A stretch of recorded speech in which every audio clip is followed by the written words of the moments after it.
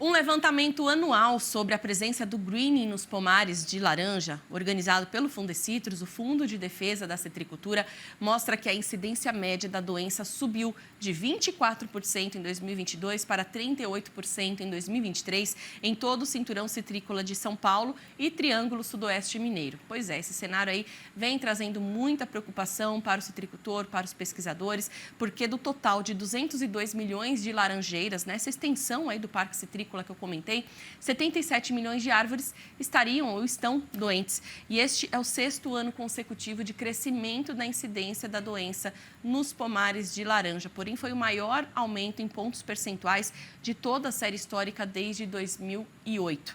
Nós vamos fazer uma entrevista especial agora, então. Converso com o Guilherme Rodrigues, ele que é agrônomo e pesquisador do Fundecitrus. Já está aqui conosco. Guilherme, bom dia, seja bem-vindo. Brian, desculpa, agora sim. Guilherme, seja bem-vindo. Bom dia a todos. Tá aí. E também com o Brian Palhares, produtor de Pirassununga, no interior paulista. Agora sim, está aqui conosco. Bom dia. Bom dia a todos. Muito bem, Guilherme e Brian, muito obrigada por estar aqui conosco, atendendo o nosso chamado, porque é importantíssimo a gente falar sobre isso, né? A laranja, que é um patrimônio nacional tão importante, a gente sabe o trabalho também relevante que o Fundecitrus vem fazendo e os produtores rurais também. Então, eu queria começar perguntando para você, Guilherme, sobre os estudos hoje que vocês vêm implantando, né, para que, de fato, a gente consiga diminuir essa incidência do greening e o que vocês atribuem esse aumento, né? Ao que vocês atribuem esse aumento nos últimos anos, por favor. O Fundecitrus ele trabalha forte nessa linha do greening, a nossa principal linha de pesquisa, já que a gente está falando da principal doença da citricultura mundial, que é onde ela entrou, ela dizimou citriculturas ao longo do globo. E aqui em São Paulo a gente vinha conseguindo manter em índices baixos. Esse ano realmente o índice aumentou mais do que a série histórica, mas o Fundecitrus tem uma linha muito forte de biotecnologia e também uma linha de manejo no dia a dia do produtor. Então, os fatores que favoreceram esse grande aumento foi que a gente teve um grande aumento do inseto vetor. Só lembrando, essa doença é transmitida pelo psilídeo, é o inseto que carrega a bactéria e a hora que ele se alimenta da planta, ele transmite.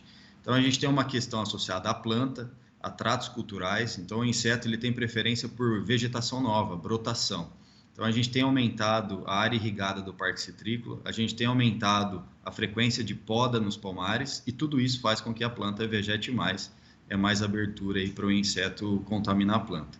E de um outro lado, a gente tem um problema hoje de resistência do psilídeo a alguns inseticidas muito utilizados no dia a dia. Então, isso fez com que a população aumentasse bastante o ano passado e a gente está enxergando reflexo no greening esse ano.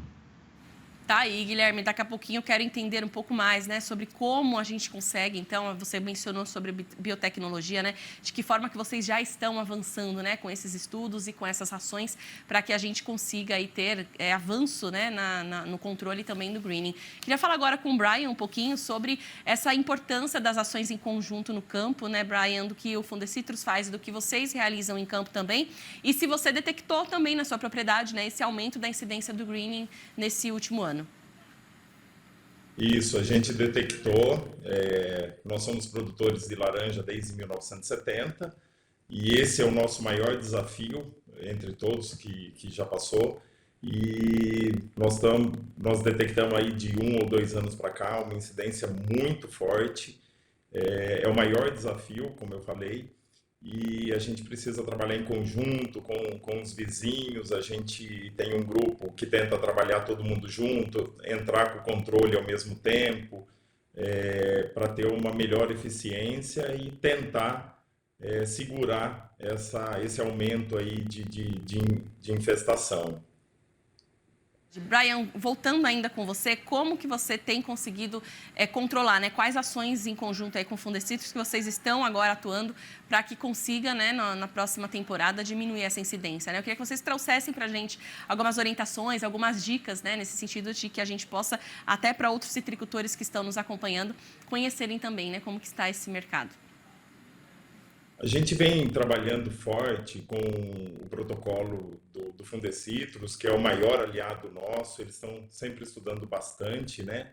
Então, com o controle do vetor, a rotação de inseticidas, a detecção de plantas doentes e o arranquio delas, né? e colocando mudas sadias no lugar e tentando trabalhar também com biológicos também, com todas as armas possíveis e muito forte. E também falando sempre com os vizinhos, a importância do controle, das ações conjuntas, porque é uma doença que, se você controla, seu vizinho não controla, acaba não tendo eficiência nenhuma. Seria como um caso de dengue, por exemplo. Se você controla e seu vizinho não, ele infesta você. Então, esse desafio aí na citricultura é muito grande, mas o pessoal vem começando a entender a importância aí dessa doença, porque ela é muito forte. É verdade. Agora, Guilherme, o que tem funcionado, né? Conta pra gente também, trazendo aí algumas orientações, o que vocês têm visto em campo que tem funcionado ou que poderá funcionar para que a gente consiga ir diminuindo, né, esse número também dessa incidência grande. Sim, bem, um dos pilares do controle é o manejo regional. Existe a necessidade de todos da região fazerem a mesma coisa. E o Brian participa de um grupo, a gente tem vários grupos distribuídos aí no Parque Citrícola. O produtor, ele precisa controlar muito bem o psilídeo. Eu vou falar de forma resumida, mas vai desde a parte de tecnologia de aplicação, então volume de cauda, dose correta do produto, uma boa cobertura, acertar a ponta, acertar a velocidade do trator. Existe uma série de fatores para você colocar a gota ali na planta para proteger ela da contaminação. E também existe a necessidade de uso correto dos inseticidas. Então, o que funciona? O Fundecitrus, ele orienta o produtor, a gente faz testes e mostra quais são os melhores produtos, os que têm dado a maior eficiência. Então, o produtor deve utilizar esses. E nesse caso, onde nós já sabemos da resistência, o produtor também deve excluir esses produtos, pelo menos por um tempo, que não têm mostrado eficiência no campo. Outra coisa, nós temos outras medidas de controle, como, por exemplo, o caulin, que é um silicato de alumínio, é um pó de rocha, simplificando, que você coloca na planta e esse pó despista o psilídeo, a planta fica esbranquiçada e isso tem um efeito repelente na hora do psilídeo encontrar a planta. Então, são várias medidas que o produtor pode utilizar no dia a dia e que a pesquisa já mostrou que tem eficiência. Excelente, Guilherme. E você sabe que no ano passado eu tive a oportunidade de, nos Estados Unidos, visitar a Flórida, ali, que é o maior pomar citrícola dos Estados Unidos, e eu fiquei abismada assim, do que eu vi lá, de fato, como dizimou, né, o greening, que trouxe aí grandes prejuízos e dificilmente eles estão conseguindo aí recuperar, né? Mostra, inclusive, a curva aí do quanto que se produziu, do quanto que hoje, nos últimos anos, de fato, eles diminuíram a produção.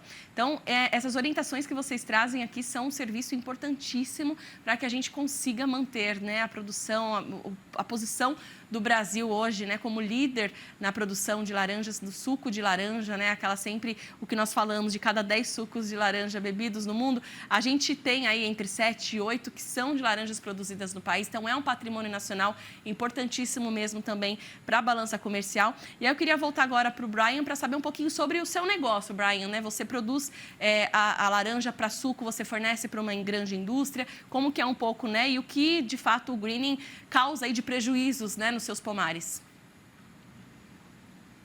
Nós trabalhamos com um pouco de fruta para mesa, né? Para o mercado in natura e trabalhamos também com as indústrias de suco, desde quando a gente começou a produzir. E o pessoal da indústria também fala que as frutas contaminadas com green, às vezes elas podem atrapalhar um pouquinho o sabor. Então, é muito importante a gente estar detectando essas plantas, estar erradicando essas plantas, colocando plantas sadias e trabalhando com todas as armas que a gente tem na mão, como o Guilherme disse agora, também tem o caulin, tudo que vier para a gente poder usar de armas para combater essa doença e esse negócio perdurar, porque é um grande produto, a gente... Como você falou, há quase 8 de 10 copos servidos no mundo, 8 vêm do Brasil. Então, nós temos que dar continuidade disso aí, nós temos que lutar, divulgar e todo mundo trabalhar em conjunto. É aquele slogan, né? Unidos contra o greening. Precisa ser uma coisa todo mundo junto para que esse negócio perdure.